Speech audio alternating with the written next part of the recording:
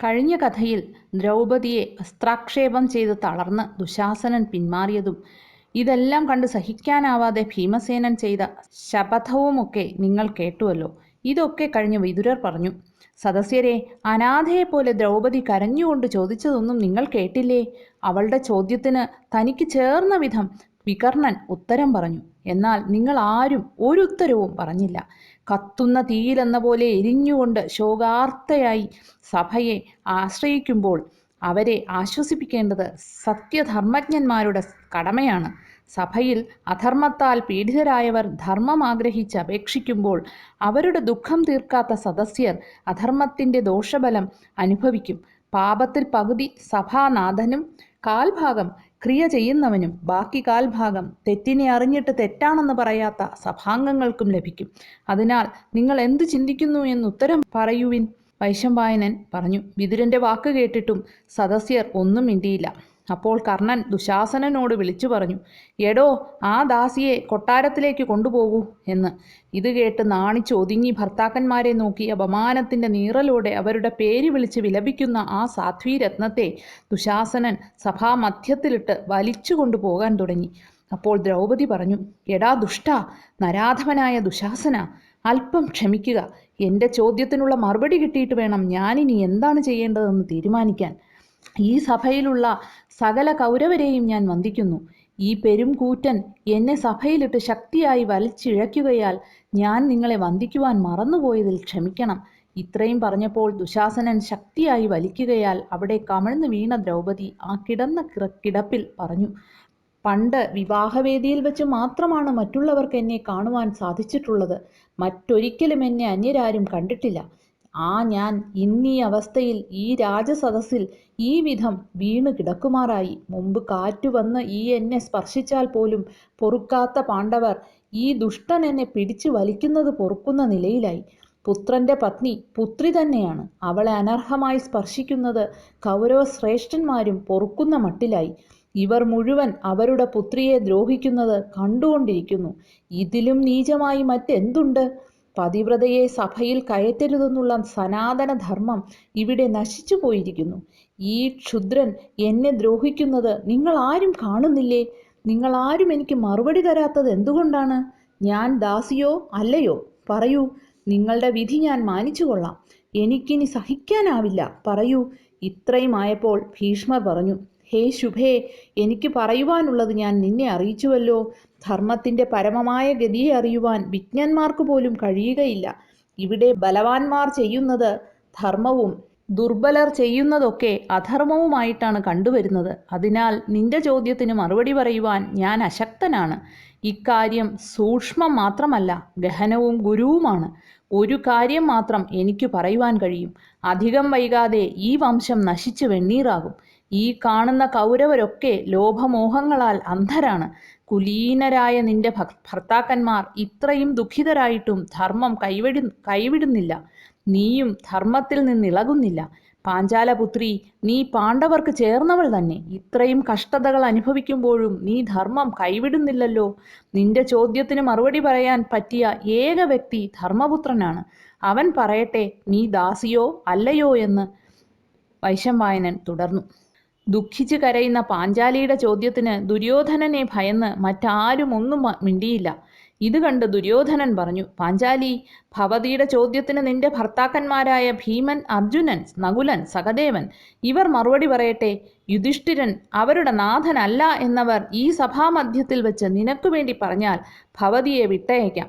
ധർമ്മപുത്രൻ പറഞ്ഞാൽ രണ്ടിലൊന്ന് തീരുമാനിക്കുകയുമാവാം. വൈശമ്പായനൻ പറഞ്ഞു. ഇത് കേട്ട സദസ്യർ ഉച്ചത്തിൽ ദുര്യോധനനെ പ്രശംസിച്ചു. കുരുശ്രേഷ്ഠനായ ദുര്യോധനൻ ധർമ്മജ്ഞൻ തന്നെ എന്ന് വാഴ്ത്തപ്പെട്ടു.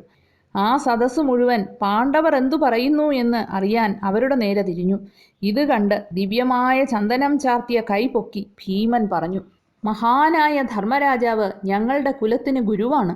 അദ്ദേഹം ഞങ്ങളുടെ സ്വാമി അല്ലെങ്കിൽ ഇവിടെ നടന്നതൊന്നും ഞങ്ങൾ പൊറുക്കുകയില്ലായിരുന്നു. ഞങ്ങളുടെ എല്ലാം സ്വാമിയാണ് ധർമ്മരാജാവ്. ഞങ്ങളുടെ പുണ്യ തപോഫലങ്ങൾക്കും ഞങ്ങളുടെ പ്രാണനും ഇദ്ദേഹം സ്വാമിയാണ്. ഇദ്ദേഹം തോറ്റതായി കരുതിയാൽ ഞങ്ങളും തോറ്റതു തന്നെ. ദ്രൗപദിയുടെ മുടി ചുറ്റിപ്പിടിച്ചവൻ ജീവനോടെ എൻ്റെ മുൻപിൽ ഇപ്പോഴും ഭൂമിയിൽ കാലുകുത്തി നിൽക്കുന്നത് ഈ ഞാൻ എൻ്റെ ജ്യേഷ്ഠൻ്റെ വശാനുവർത്തിയാകയാലാണ്. ഇരുമ്പുലക്ക പോലെ നീണ്ടതും ഉരുണ്ടതുമായ എൻ്റെ ബാഹുക്കളെ നോക്കുവിൻ. ഈ കൈകൾക്കിടയിൽ കുടുങ്ങിയാൽ ദേവേന്ദ്രൻ പോലും വിട്ടുപോകുകയില്ല. ധർമ്മപാശത്താൽ ബന്ധനാകയാലും കുലഗൗരവം തടഞ്ഞതുകൊണ്ടും അർജുനൻ തടുത്തതുകൊണ്ടും ഈ സങ്കടമൊക്കെ ഞാൻ കടിച്ചിറക്കേണ്ടി വന്നു. ധർമ്മരാജാവ് കൽപ്പിക്കുകയാണെങ്കിൽ ഈ പാപികളായ ധാർത്തരാഷ്ട്രന്മാരെ മുഴുവൻ സിംഹം ക്ഷുദ്ര ജന്തുക്കളെ എന്ന വണ്ണം ഈ ഞാൻ എൻ്റെ കൈകൾ കൊണ്ട് ചതച്ചരച്ചു കളയും. വൈശമ്പായനൻ പറഞ്ഞു. ഈ വാക്കുകൾ കേട്ടപ്പോൾ ഭീമനോട് ഭീഷ്മരും ദ്രോണരും വിതുരനും ഒപ്പം പറഞ്ഞു, ക്ഷമിക്കൂ ഭീമ, ക്ഷമിക്കൂ. ഈ പറഞ്ഞ കാര്യമൊക്കെയും ചെയ്യുവാൻ നിനക്ക് കഴിയും എന്ന് കർണൻ പറഞ്ഞു. ഈ സദസ്സിൽ സ്വതന്ത്രർ 3 പേരാണ്, ഭീഷ്മർ, വിതുരർ, ദ്രോണർ. ഇവരാണ് ആ 3 പേർ.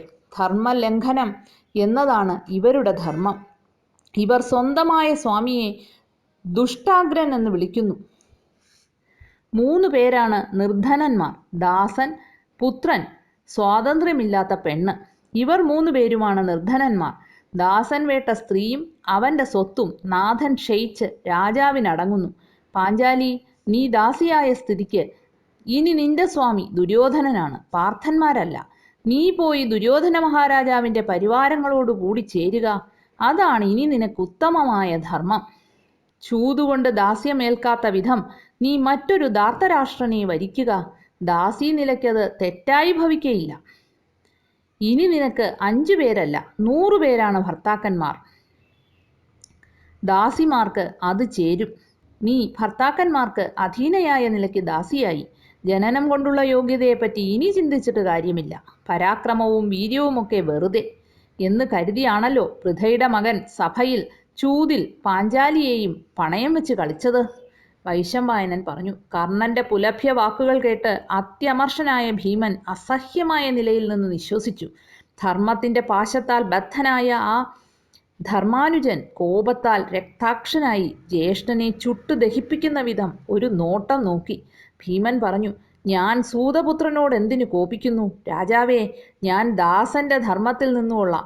അങ്ങുന്ന് ഇവളെ പണയം വച്ചിരുന്നില്ലെങ്കിൽ എന്നെ നോക്കി ഇങ്ങനെ ഈ ശത്രുക്കൾ ചൊല്ലുവാൻ ധൈര്യപ്പെടുമോ? ഞാൻ അതൊക്കെ ഭവാന്റെ പ്രവൃത്തി മൂലം കേൾക്കേണ്ടി വന്നു. വൈശമ്പായനൻ പറഞ്ഞു. ഭീമസേനൻ പറഞ്ഞത് കേട്ട് യുധിഷ്ഠിരൻ തൂണുപോലെ നിന്നു. അപ്പോൾ ദുര്യോധനൻ യുധിഷ്ഠിരനെ നോക്കി പറഞ്ഞു, യുധിഷ്ഠിരാ, നിന്റെ സഹോദരന്മാരെല്ലാം നിന്റെ വശവർത്തികളാകയാൽ അവരുടെ അഭിപ്രായം പരിഗണിക്കേണ്ട ആവശ്യമില്ലാതായിരിക്കുന്നു. ഭീമനും അർജുനനും യമന്മാരും നിന്റെ ചൊൽപ്പടിയിൽ നിൽക്കുന്ന നിലയ്ക്ക് ഇനി നിന്റെ അഭിപ്രായം മാത്രമേ അറിയേണ്ട ആവശ്യമുള്ളൂ. നീ പറയൂ, പാഞ്ചാലി ജിതയായില്ലെങ്കിൽ പറയൂ, അവൾ ദാസിയോ അദാസിയോ? വൈശമ്പായനൻ പറഞ്ഞു. ഇപ്രകാരം ധർമ്മജനോട് പറഞ്ഞ് ഐശ്വര്യമതത്താൽ മോഹിതനായ ധാർത്തരാഷ്ട്രൻ ഭീമസേനൻ പറഞ്ഞതിന് തക്ക ധിക്കാരമെന്ന നിലയ്ക്ക് പാഞ്ചാലിയെ പുഞ്ചിരിയോടെ നോക്കി താൻ ഉടുത്തിരിക്കുന്ന വസ്ത്രം നീക്കി കദളിവാഴത്തണ്ടുപോലെ മനോഹരമായി വജ്രം പോലെ കഠിനമായി ലക്ഷണമൊത്തു ശോഭിക്കുന്ന ഇടത്തെ തുട പാഞ്ചാലി നോക്കി നിൽക്കെ നഗ്നമായി കാണിച്ച് തുടയിൽ തട്ടിക്കൊണ്ട് ഭീമസേനന്റെ മുഖത്തു നോക്കി വിജയഭാവത്തിൽ ചിരിച്ചു. ഇത് കണ്ടപ്പോൾ കത്തിജ്വലിക്കുന്ന കോപത്തോടെ താമ്രാക്ഷനായി കണ്ണുരുട്ടിയ ആ സഭ മുഴുവൻ മാറ്റൊലിക്കൊള്ളുന്ന മാറ് ഗർജിച്ചുകൊണ്ട് ഭീമൻ പറഞ്ഞു, എടാ ദുര്യോധന, യുദ്ധത്തിൽ നിന്റെ ഈ തുട ഞാൻ എൻ്റെ ഗദ കൊണ്ട് അടിച്ചുടയ്ക്കാതിരുന്നാൽ എനിക്ക് പിതൃലോകം ലഭിക്കാതെ പോകട്ടെ. വൈശമ്പായനൻ പറഞ്ഞു. ക്രോധം നിറഞ്ഞ ഭീമൻ ഇപ്രകാരം ശപഥം ചെയ്യുമ്പോൾ അവൻ്റെ സർവ്വസ്രോതസ്സുകളിൽ നിന്നും തീ പിടിച്ച മരത്തിൻ്റെ പൊത്തുകളിൽ നിന്നെന്ന പോലെ അഗ്നിജ്വാല പുറപ്പെട്ടു. വിതുരൻ പറഞ്ഞു, പ്രതീവാന്വയജാതന്മാരായ രാജാക്കന്മാരെ, നിങ്ങളെല്ലാം ഭീമനിൽ നിന്ന് രക്ഷ കിട്ടുവാനുള്ള മാർഗം ആരാഞ്ഞുകൊള്ളുവിൻ. ദൈവം മുമ്പേ തീരുമാനിച്ചതാണിതെല്ലാം. എന്നിട്ടാണ് ഭാരതന്മാർ ഈ ദുർനയത്തിന് ഒരുങ്ങിയതെന്നുള്ളതിൽ സംശയമില്ല. ധർമ്മം ദുഷിച്ചാൽ സഭയും ദുഷിച്ചത് തന്നെ. യുധിഷ്ഠിരൻ തോൽക്കുന്നതിന് മുമ്പാണ് ഇവളെ പണയം വെച്ചിരുന്നതെങ്കിൽ പണയം സാധുവാകുമായിരുന്നു. അടിമയായവനിൽ നിന്ന് കിട്ടുന്ന പണയവസ്തു സ്വപ്നത്തിൽ കിട്ടുന്ന ധനം പോലെ അനുഭവയോഗ്യമാകയില്ല. ഗാന്ധാര രാജാവായ ശകുനിയുടെ വാക്കുകേട്ട് കുരുക്കളെ, നിങ്ങൾ ധർമ്മമാർഗത്തിൽ നിന്ന് തെറ്റരുത്. ദുര്യോധനൻ പറഞ്ഞു. ഭീമാർജുനന്മാരും നകുല സഹദേവന്മാരും പറയട്ടെ, യുധിഷ്ഠിരൻ തങ്ങളുടെ സ്വാമിയല്ല എന്ന്. എന്നാൽ പാഞ്ചാലിയുടെ ദാസ്യത്തെ ഒഴിവാക്കാം. അർജുനൻ പറഞ്ഞു. മഹാത്മാവായ യുധിഷ്ഠിരൻ ചൂതിനു മുമ്പ് പാണ്ഡവന്മാരുടെ എല്ലാം സ്വാമി തന്നെയാണ്. എന്നാൽ അദ്ദേഹം പരാജിതനായതിൽ പിന്നെ ആരുടെയെങ്കിലും സ്വാമിയാണോ എന്ന് കൗരവന്മാർ തന്നെ പറയട്ടെ.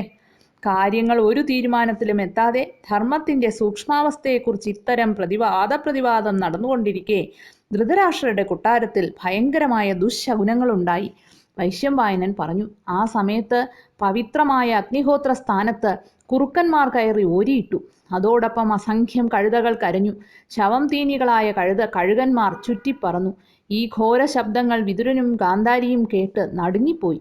ഭീഷ്മനും ദ്രോണനും കൃപരും ഉച്ചത്തിൽ സ്വസ്തി സ്വസ്തി എന്ന് പറഞ്ഞ് തലകുനിച്ചിരുന്നു. വിതുരനും ഗാന്ധാരിയും ശോകാർത്തരായി ധൃതരാഷ്ട്രനെ സംഭവം അറിയിച്ചു. ഘോരമായ ഉത്പാതങ്ങൾ ഉണ്ടായിരിക്കുന്നു എന്ന വർത്തമാനം കേട്ട് ധൃതരാഷ്ട്രൻ ഭയചകിതനായി. ധൃതരാഷ്ട്രർ പറഞ്ഞു, എടാ ദുര്യോധന, നീ നിന്റെ ദുർബുദ്ധി കൊണ്ട് നശിച്ചു. എടാ ദുർവിനീത, കുരുശ്രേഷ്ഠന്മാർ നിറഞ്ഞിരിക്കുന്ന സദസ്സിൽ വെച്ചോ നീ സ്ത്രീയെക്കുറിച്ച് തർക്കിക്കുന്നത്? വിശേഷിച്ചും ദ്രൗപദീദേവിയെക്കുറിച്ച് തർക്കിക്കുന്നത്?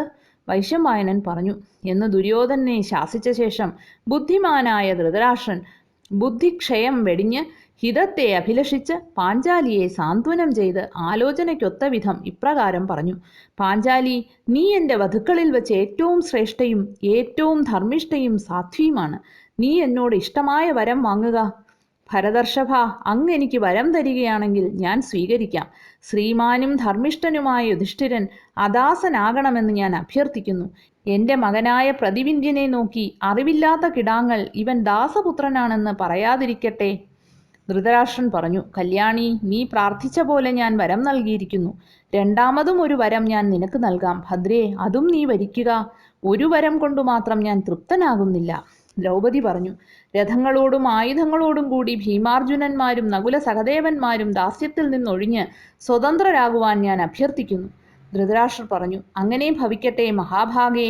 മകളെ, നിന്റെ ഇഷ്ടം പോലെ ഭവിക്കട്ടെ. മൂന്നാമതും വരം വാങ്ങുക. 2 വരം കൊണ്ടും ഞാൻ തൃപ്തനാകുന്നില്ല. നീ എൻ്റെ സ്നുഷകളിൽ സർവശ്രേഷ്ഠയായ ധർമ്മചാരിണിയാണ്. ദ്രൗപദി പറഞ്ഞു, ലോഭം ധർമ്മത്തെ നശിപ്പിക്കും. അതിന് ഞാൻ ഒരുങ്ങുന്നില്ല. മൂന്നാമതും വരം വാങ്ങുന്നതിന് ഞാൻ അയോഗ്യയാണ്. വൈശ്യന് 1 വരം, ക്ഷത്രിയ സ്ത്രീകൾക്ക് 2 വരം, 3 രാജാക്കന്മാർക്ക്, ബ്രാഹ്മണർക്ക് 100 വരം. ഇങ്ങനെയാണല്ലോ ശാസ്ത്രോക്തം. രാജാവേ, നിയമം അതിലംഘിക്കുവാൻ ഞാൻ ആഗ്രഹിക്കുന്നില്ല. കഷ്ടത്തിൽപ്പെട്ട എൻ്റെ ഭർത്താക്കന്മാർ സത്കർമ്മങ്ങൾ മൂലം ശ്രേയസ് നേടാൻ സ്വയം പ്രാപ്തരായിക്കൊള്ളും. കർണൻ പറഞ്ഞു, ഈ ലോകത്തിൽ നാം കേട്ട സുന്ദരികളിൽ ഒരുത്തി പോലും ഇപ്രകാരമൊരു മഹൽകൃത്യം ചെയ്തതായി ഞാൻ കേട്ടിട്ടില്ല. ക്രോധാവേശം പാണ്ഡവന്മാർക്കും ധാർത്തരാഷ്ട്രന്മാർക്കും ഏറ്റപ്പോൾ പാണ്ഡവന്മാർക്കൊരു ദ്രുപദ രാജപുത്രിയായ കൃഷ്ണയാണ് ശാന്തി നൽകിയത്. തോണിയില്ലാതെ അത്യഗാധമായ സമുദ്രത്തിൽ താണു മുങ്ങുമ്പോൾ പാഞ്ചാലി കരകയറ്റുന്ന തോണിയായി തീർന്നു പാണ്ഡവർക്ക്. ഇത് കേട്ട് ഭീമൻ അമർഷത്തോടും മനോവേദനയോടും കൂടി പറഞ്ഞു, എന്ത്, പാണ്ഡവന്മാർക്ക് സ്ത്രീയോ ഗതി? പുരുഷന് 3 തേജസ്സുണ്ടെന്നാണ് ദേവലൻ പറഞ്ഞിട്ടുള്ളത്. അപത്യം, കർമ്മം, വിദ്യ, ഈ 3ലുമാണ് പ്രജാസൃഷ്ടി. മൃതദേഹം അശുദ്ധമായി ഉപേക്ഷിക്കപ്പെടുമ്പോൾ മുൻപറഞ്ഞ തേജസ് പുരുഷന് പരലോകയാത്രയിൽ ഉപകരിക്കുന്നു. ആ തേജസ് നമ്മുടെ ഭാര്യയെ അന്യൻ ബലാൽ സ്പർശിക്കയാൽ കെട്ടുപോയിരിക്കുന്നു. എടോ ധനഞ്ജയ, നീ പറയൂ. അർജുനൻ പറഞ്ഞു, ജ്യേഷ്ഠ, നീചന്മാർ പറയുന്ന പരുഷ വാക്കുകൾക്ക് പുരുഷശ്രേഷ്ഠന്മാർ മറുപടി കൊടുക്കുവാൻ പാടില്ല. ആ വാക്കുകൾ കേട്ടില്ലെന്ന് വയ്ക്കുന്നതാണ് ഉത്തമം. വൈരം ചെയ്താലും അവർ സുഹൃതത്തെ ഓർത്ത് അടങ്ങുന്നു. ഭീമൻ പറഞ്ഞു, ഈ സഭയിൽ വെച്ച് തന്നെ ഞാൻ ഈ ശത്രുക്കളെ മുഴുവൻ മുടിച്ചേക്കാം. അല്ലെങ്കിൽ പുറത്തു കടന്ന് സമൂലം നശിപ്പിക്കാം. വെറുതെ തർക്കിച്ചു നിൽക്കുന്നതെന്തിന്? വല്ലതും പറഞ്ഞു നിൽക്കേണ്ടവരല്ല നാം. ഞാൻ ഈ ദുഷ്ടന്മാരെ കൂട്ടത്തോടെ നശിപ്പിക്കട്ടെ. ചേട്ടാ, അങ്ങ് എനിക്ക് അനുവാദം തരിക. വൈശമ്പായനൻ പറഞ്ഞു. എന്ന് പറഞ്ഞ് ഭീമസേനൻ യുധിഷ്ഠിരന്റെ അനുജ്ഞയ്ക്ക് കാത്തുനിന്നു.